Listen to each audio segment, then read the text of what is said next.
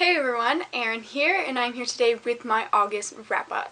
I started off August really well because of the booktubeathon. I did pretty well during the booktubeathon. I ended up reading 4 books. That was pretty good. However, I did not pick up another book again until the very end of August. So I ended up only reading 5 books in August. So the first book I ended up reading in August during the booktubeathon was The Girl on the Train by Paula Hawkins. And I really enjoyed this one. I thought it was very unique and it was really good. Some parts were very slow to me and I was just kind of like, okay, get on to it.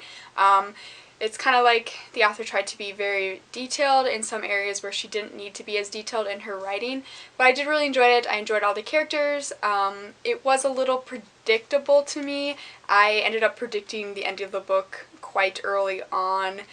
And yeah, it just was very predictable for me. There were some twists and some ideas I was like, oh, I had no idea that was coming, but overall it was quite predictable for me. I did end up giving this one 4 out of 5 stars. Second book I ended up picking up was Day 21 by Cass Morgan, which is the second book in the 100 series, and I did enjoy this one a lot more than I did enjoy the first book. I am a huge fan of the TV series, which is why I'm not going to talk too much about this one, because as soon as I read the third book in this series, I'm going to do kind of a wrap-up of the series along with talking about the TV show and some similarities and differences between the books and the TV show. So I'm not going to talk too much about it, but I am starting to be able to distinguish the TV show from the book series and enjoy both of them as their own separate kind of identities. I didn't like the first one is I just didn't think there was much character development, and it was just really hard to connect with the characters because there was no development. I thought in the second book there was a lot more character development and I was able to connect with the characters a little bit more. However, it's still not all there. It's a little slow. Like in the TV show, the first 3 episodes of the TV show are the first 2 books. So the book goes really slow and not much really happens, and then all of a sudden at once a lot will happen.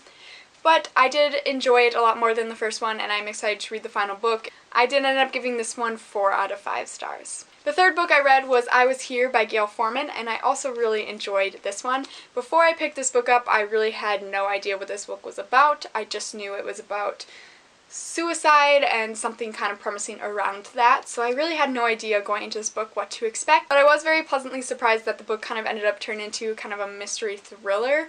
I really enjoyed that. Thought it really kind of picked up the pace of the book. I love the characters and I really kind of enjoyed the message of the book. It is a very hard-hitting topic, trying that within the family and within the friends and within acquaintances and just kind of all the feelings that premise around someone close to you committing suicide. Just ended up really enjoying it. I think I gave this one 5 out of 5 stars and I just thought it was fantastic. The fourth book I read was Mouse by Art Spiegelman, and this ended up being the last book I read during the booktubeathon.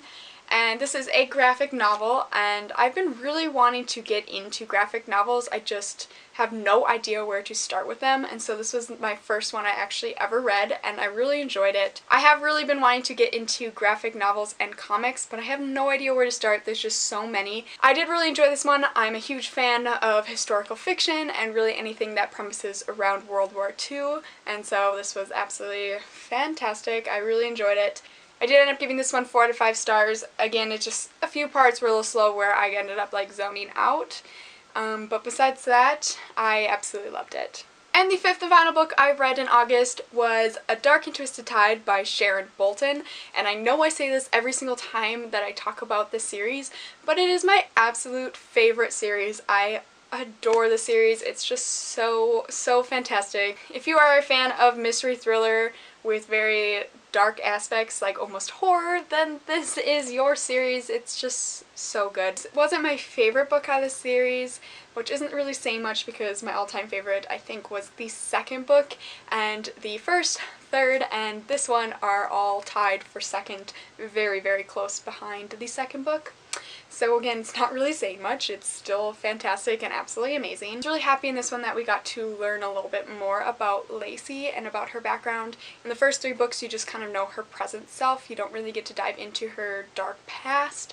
And so in this one, we got a little bit more glimpse into that past, and she developed a lot more as a character, which I'm not sure is really possible because she's already a very developed character, but still somehow she continued to be developed. The characters are super strong. There's really strong female characters and there's super strong male characters, and there's just so many different aspects, and it's just so great. I love everything about this series. The only thing I really had a problem with, which I shouldn't really have a problem with it, because I say that one of my favorite aspects of the series is that there's only tiny bits of romance within this storyline, and it's just the right amount that keeps you so satisfied and in love with all the characters, but it doesn't take away from the mystery and the thriller aspects of the book. It doesn't overwhelm it. And in this one, there really was no relationship displayed between Lacey and Mark. So yeah, at the end I was really hoping for like a giant reunion between Lacey and Mark after the events unfold and he comes to help her, and there wasn't one.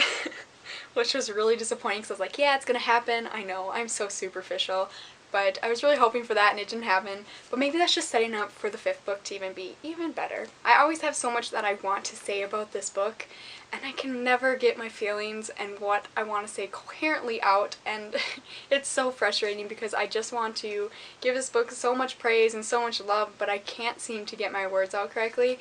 So if I can do that and I can get a coherent thought out, I will be posting a kind of review of the series now, so of the first 4 books. I did do a review of the first book like 2 years ago, but it's not very good, and I would really like to redo it and kind of give this series the praise that it deserves.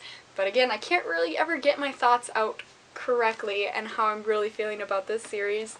But if I do, I will post that video and I will talk more about it. So these are the 5 books that I ended up reading in August, and it was a very good crop of books. I enjoyed all of them, and I'm very happy that there wasn't really any duds within my pile. So thank you guys so much for watching, and I will see you guys later. Bye.